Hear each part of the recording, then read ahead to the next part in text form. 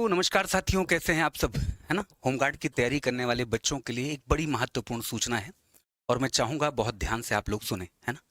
जैसा कि आपको पता है कि इस समय पर जो वैकेंसी आई हुई है होमगार्ड की वैकेंसी अगर आप लोग देखें तो लगभग आपको 41,000, है ना, जो 41,000 पदों पर 41,000, है ना, प्लस पदों पर भर्ती। इस भर्ती को लेकर जो आयु सीमा दी गई है वो आयु सीमा कितनी है? 18 से 30 वर्ष। 18 से 30 वर्ष की आयु सीमा निर्धारित की गई है।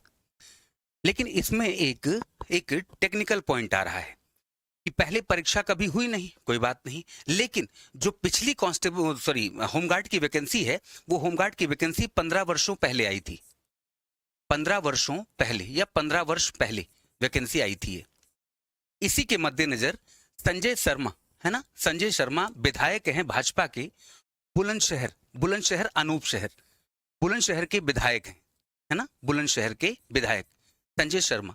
उन्होंने एक पत्र लिखा है माननीय मुख्यमंत्री उत्तर प्रदेश सरकार को।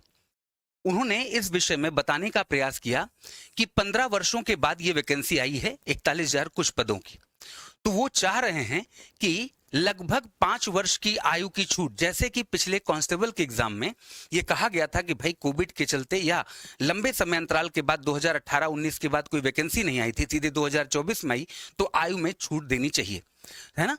तो और उन्होंने इसका हवाला भी दिया। हवाला ये दिया कि जो पहले हुआ करती थी वैकेंसी, उसमें उन्होंने बताया कि 18 से 45 वर्ष की आयु मांगते थे। पहले जो वैकेंसी हुई उनमें स्पष्ट कहा उन्होंने कि पहले 18 से 45 आयु थी। अचानक से आपने पूरा का पूरा 15 साल घटा दिया, तो उन्होंने लास्ट में कहा है कि 5 वर्ष की अतिरिक्त।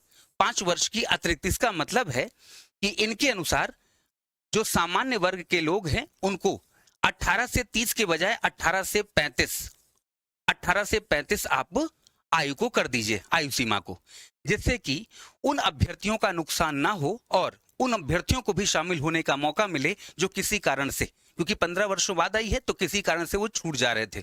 इसलिए विधायक जी ने ये पत्र लिखा है।